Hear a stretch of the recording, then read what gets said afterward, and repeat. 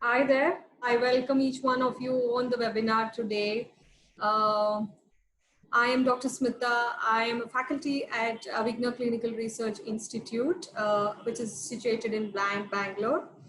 And the idea of putting forth the webinar is to bring to your awareness about the various career opportunities that you can look out for in a recession-free industry. Okay, so I'm telling you that it's a recession-free industry. That means that even in the current scenario of COVID-19 pandemic, there are a lot of opportunities that you can look out for, even at this particular scenario. Okay, so let us actually welcome you all again. And I would like to inform you that we will be giving out the e-certificate for all the participants today.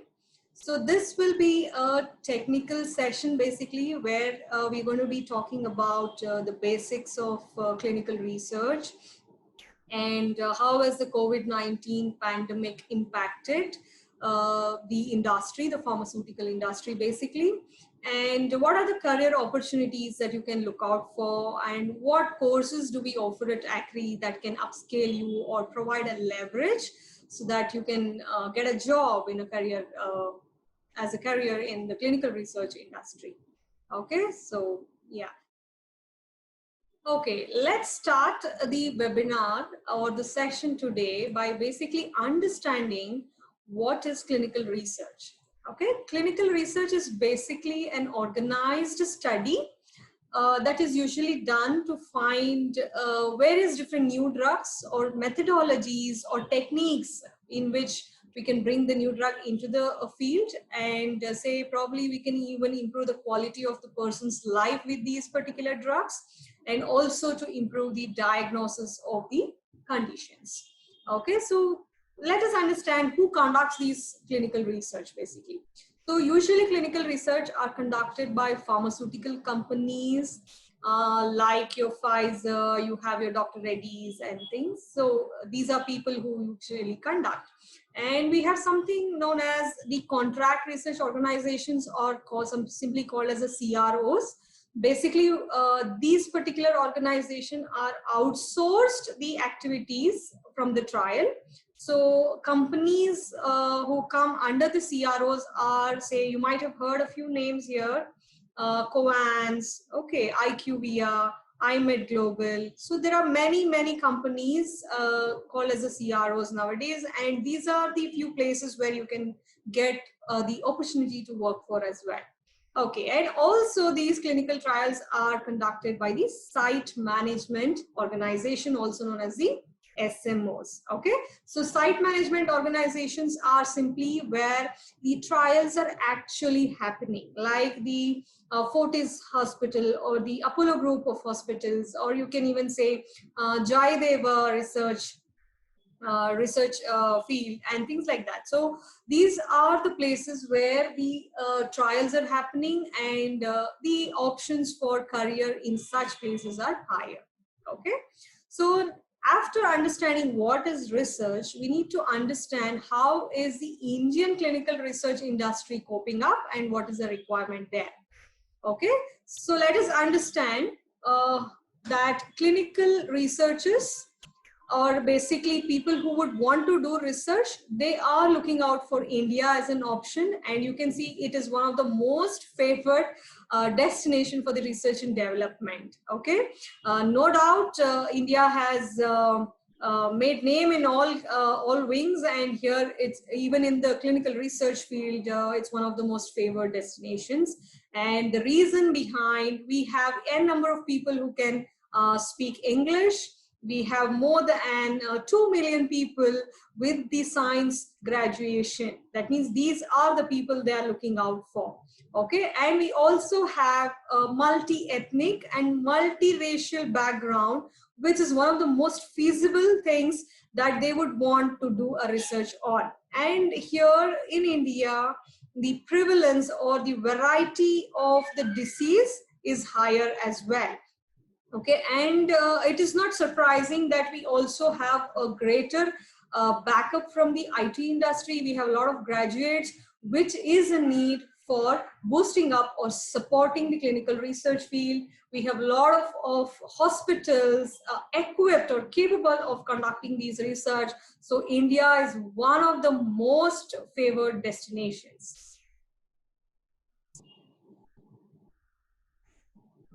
Okay, so you can see in this particular statistics here, where we are comparing the year 2003 and the current year of 2020, and you can see the amount or the requirement, say in case of, if you're talking about the full-time staff, that is serial number 3 in this slide, where you can see the full-time staff requirement in 2003 was 800, whereas now it is 20,000. So there is a gradual increase in the field, and they need people to do the job. Okay, you can even see the 5th section here where they're talking about the patient load, which was 10,000 in 2003. Now it's more than 3 lakhs. So you can see there's a lot of requirement, and from 2003 to say 2020, there is a 20-fold increase in the requirement, and people are investing, companies are investing to make a lot of research and development. Okay. Coming back to this slide, which talks about the Indian pharmaceutical market is more than double right now even, and they're even estimating that it's going to double from 2020 to 2025. So there's a huge amount of growth. There's a huge amount of requirement. People are willing to invest. People are looking out for India for various research and development options. So if there is a requirement, then what do we do? Okay, we need to fill in those particular gaps. Okay, there is a huge vacuity that is created where the companies need the right skilled people to do the right job. Okay, so you can see there are more than 500 CROs in India alone, and they need to get the right employees for doing the job. Okay, so you can see the statistics again here. Current trained manpower requirement is around 20,000 persons per annum, but the current facility is only able to train only 2,000 participants or persons per annum. Okay, so you can see that there is a huge amount of requirement. Yeah. So if there is a requirement, that means there is a huge amount of need.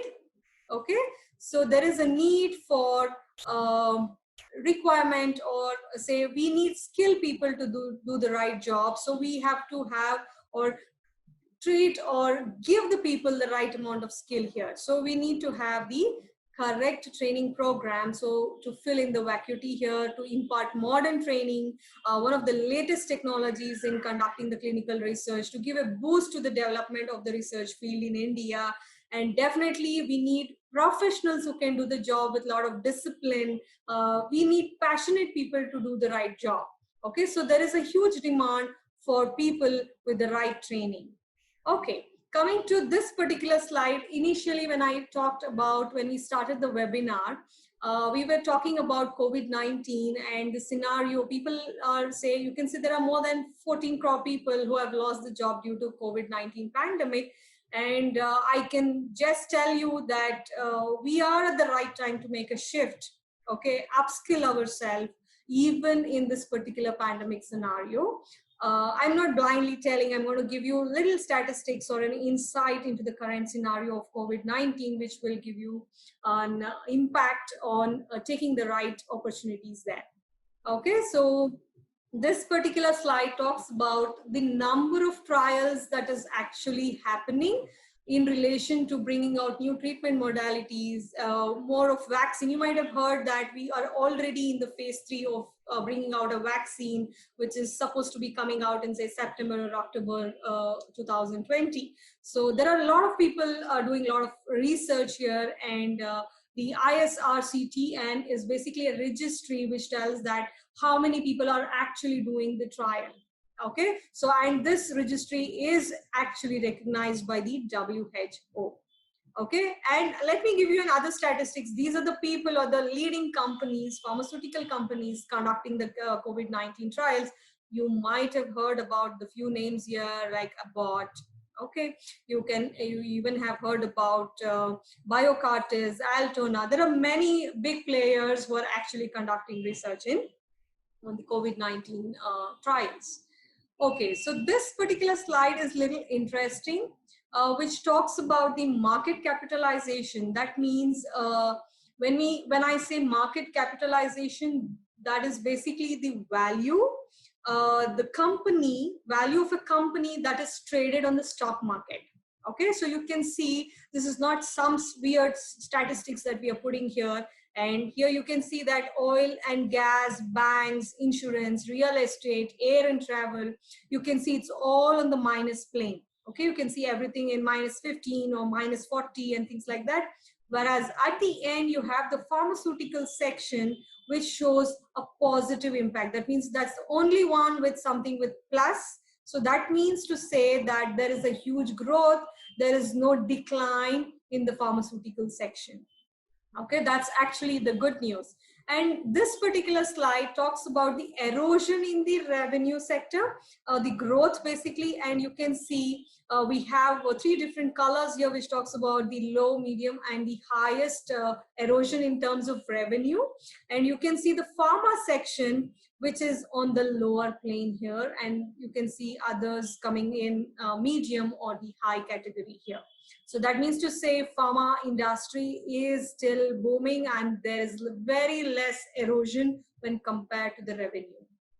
Okay, so I'm sure I've given you an insight into the research, what is the industry talking about, and how is the COVID-19 impacting the pharmaceutical industry. And let us now come to a section where we are talking about what exactly happens in a clinical research. Okay, what do they research basically? Okay, so to understand this, we need to a little bit concentrate here, because it is one of the most interesting part of the trial activities or the research activities.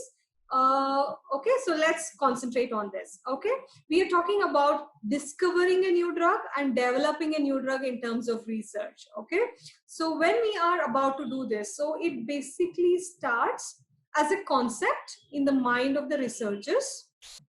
Okay, it starts as a concept in the minds of the researchers till it reaches the patient or it can reach the clinic. Okay, so from a concept to an actual drug for a patient is the journey that the drug goes in through. Okay, so you can see that there is enormous scope in the field, and let us understand what exactly happens here. Okay, so drug discovery is basically a patient oriented science where researchers discover a new drug, or it could be the product, it could be a drug or a product to stop or say to reverse the effect of a disease. I hope you have understood me right. You can put in any kind of questions in whatever section you want me to talk about or give you more details on. Okay, but you have to understand this particular slide, because this is the key to know that what exactly happens. What do we basically do, okay, in research? Okay, so as I told, it's a patient-oriented science where from a concept to an actual drug where we are treating a condition. So that is what is the phase or the journey that the drug goes through. Okay, so the journey actually starts by, as I told, in the researcher's mind, where the person, now we call that person who is wanting to do this particular research as a sponsor. Okay, we call that person as a sponsor, where he is going to bring about the process of drug discovery and development. Okay, the first step in the drug discovery is say choosing a disease. We need to choose a disease or a condition for which we're going to bring the drug in. Okay, so choosing a disease is the key.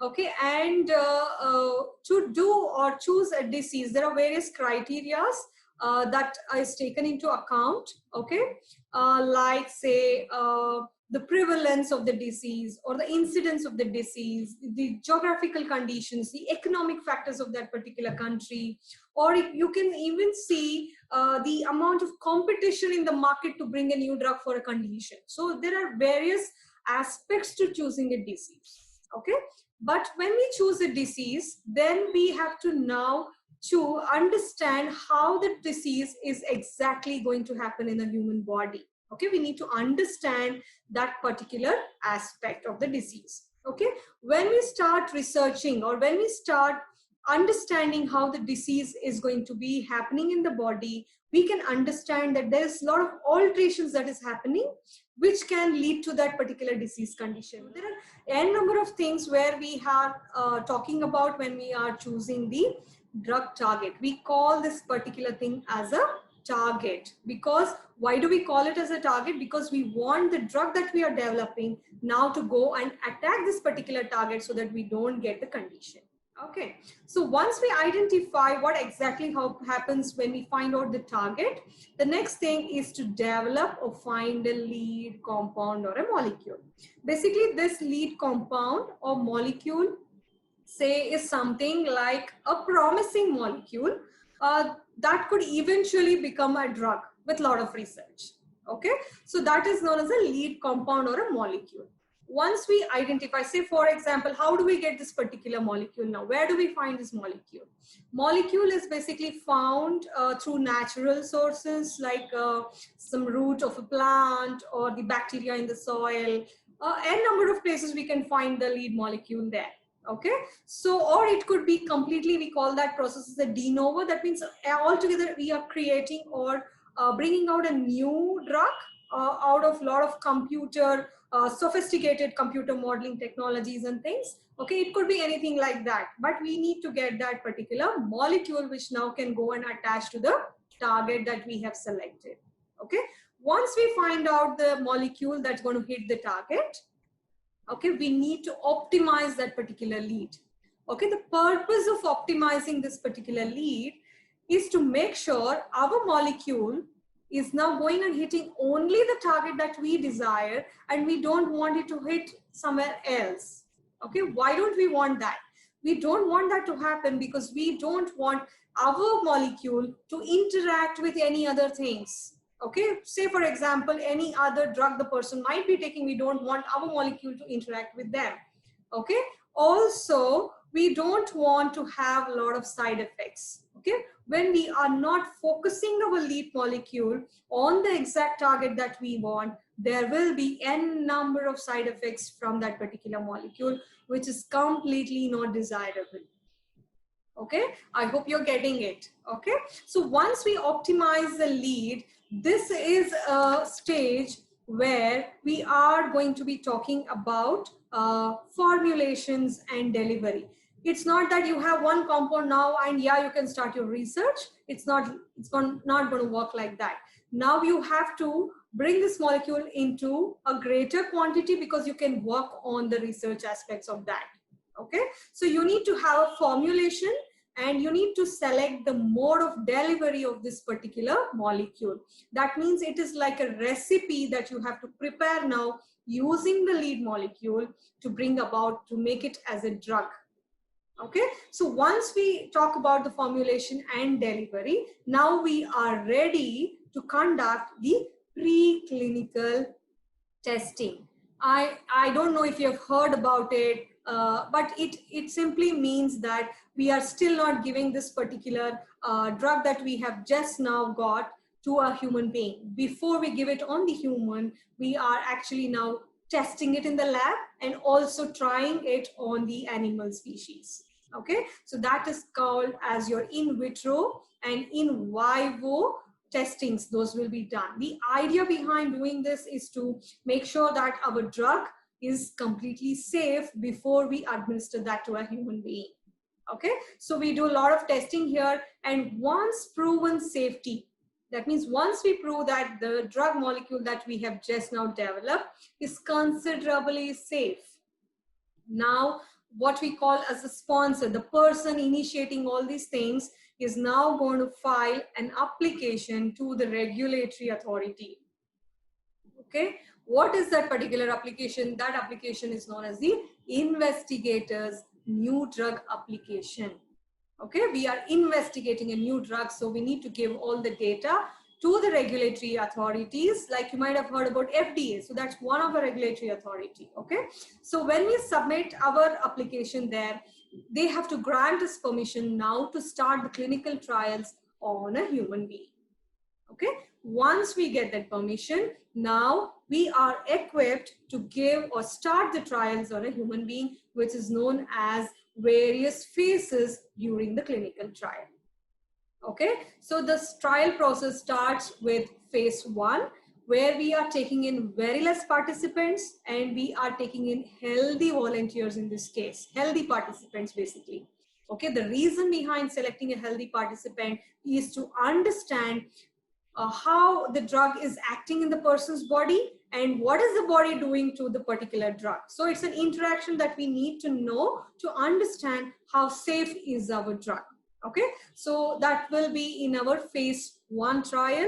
Okay, once we have proven safety in the phase 1 trial, now we enter phase 2, where we take a few hundreds of participants, but in this particular phase, we are taking in the diseased patient. That means we have chosen a disease, right? Initially, we would want people or subjects with those particular condition suitable for the trial activities. Okay, in this particular stage of phase 2, basically, we are going to find out the safety definitely, and we also want to know how effective our drug is. That means what would be the impact? Is there positivity? That means, is there some change in the disease progression in that particular person? So that is what we need to find out when we are talking about safety as well as efficacy of the drug.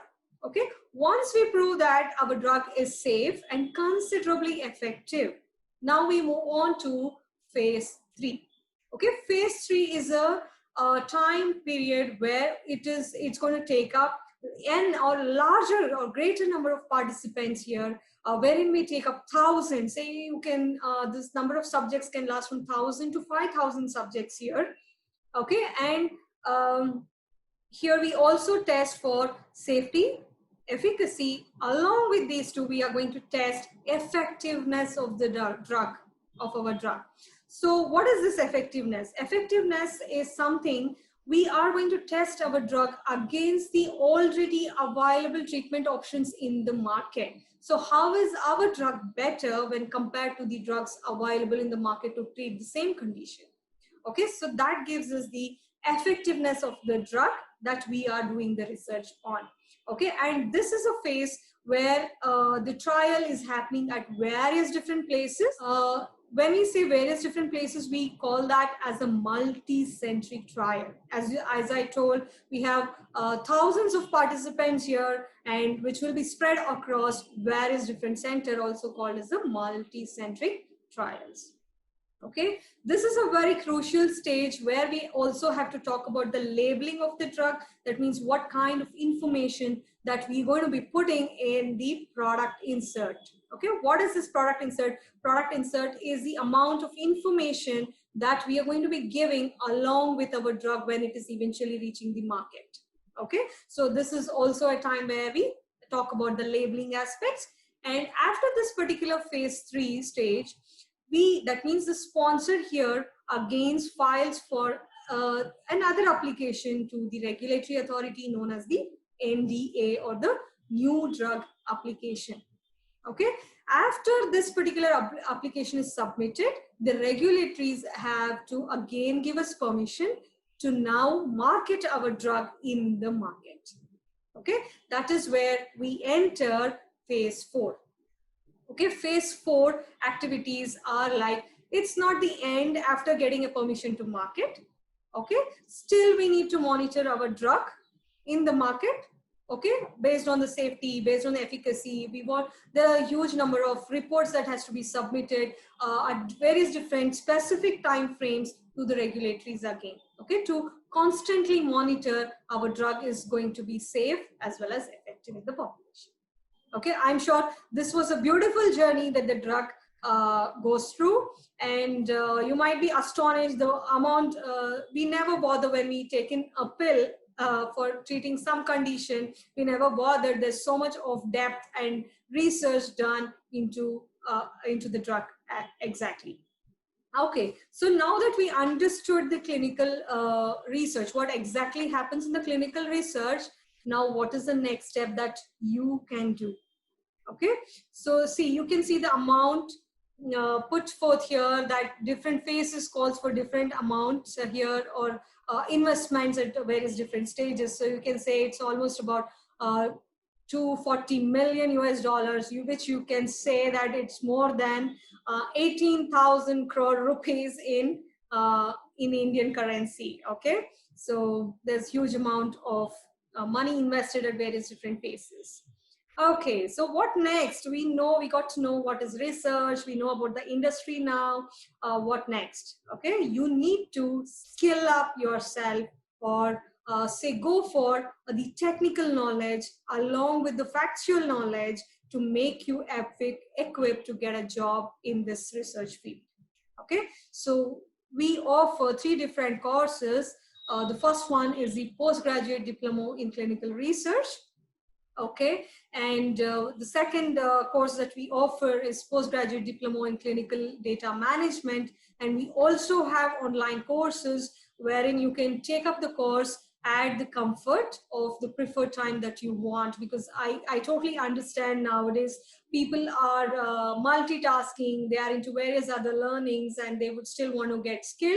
Then you can opt out for the uh, online courses. ACRI, Abhigna Clinical Research Institute, is basically established in the year 2010, and we have a history of placing or skilling up a lot of students and professionals so that they can always progress professionally in the clinical research field. Okay, so some of our specialities here, definitely the factual knowledge is given to you. That is not going to be enough to grab a job. Okay, so you will need the soft skill development. That means you need to have the right personality to project to get a job. Okay, so we are going to train you, or simply said, we will make you interview ready. Okay, so short duration course, definitely that's one of the highlights of the course. It is just 3 months and you are skilled up to get a job. Okay, and yeah, as I told, it's one of the most difficult thing to get today is the time, so we definitely value your time. So we have in-house experts in the research, in the field of research, and we also have guest lectures from the industry expert. That means people working in various different fields of the research, they would come and give us their insight or the lecture on what is exactly happening in the current scenario. Okay, so we also have a free practical sessions given to you on the clinical data management section. We have a mobile library which is equipped with a lot of ebooks, journals, SOPs, manuals, which can become handy to you in the learning process. Okay, we also conduct as a part of the personality development course, we do mock interview sessions, we give you aptitude sessions, we have a lot of interactive sessions with you so that we equip you to give you a better or a holistic development so that you can grab a job.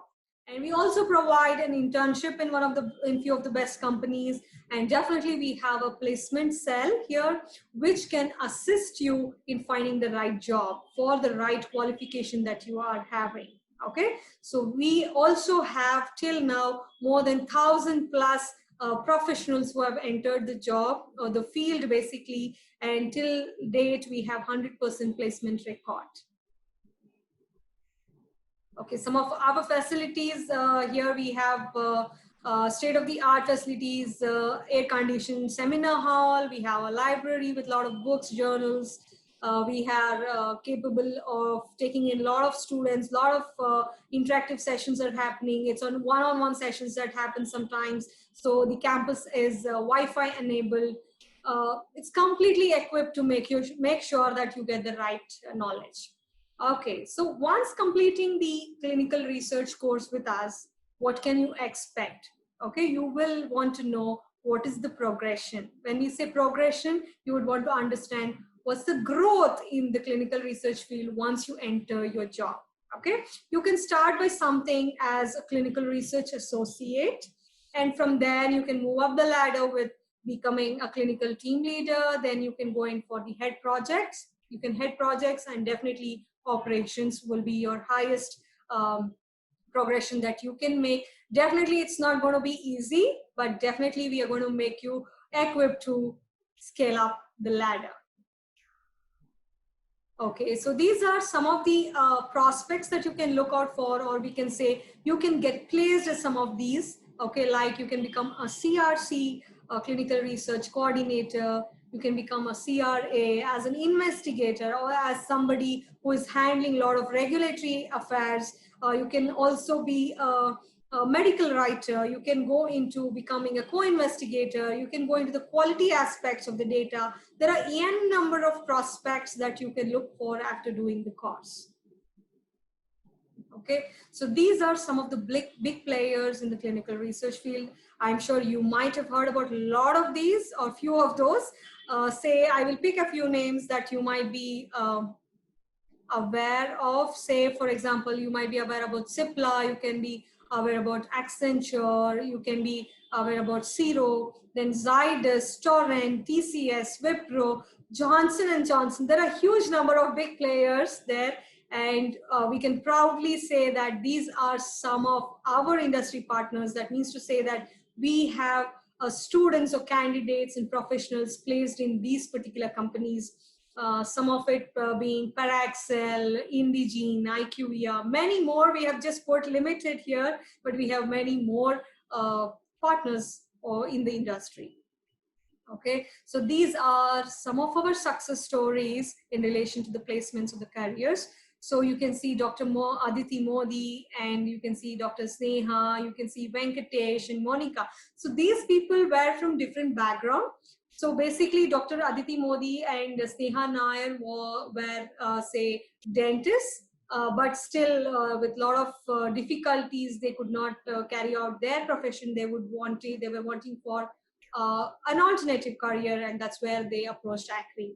And we have people like Sushmita here from the biotechnology background. We have Priya Goswami from the microbiology background. So it's like a huge, say, a pool of people, graduates coming to us and wanting to get an alternative options. Okay, so there is no limit to getting you placed, and I would want to conclude by telling that it is not just the strength, it is not the knowledge, but it is the lack of will. That means today we are in a scenario where we are not having less opportunities. We have n number of opportunities, but who is going to be taking those opportunities is the person who is a winner. Okay, so it's a lack of will that's going to take here. And this is a famous saying from Vincent Lombardi. He's one of the American football coach, famous American football coach. And I would like to conclude my webinar today with this. And I hope it was of some value to you. And I really appreciate that it's not that you're charting your course, but you can do more than just survive in these turbulent times. We really want you to excel in the field. You can contact us anytime. And thank you for being a great audience.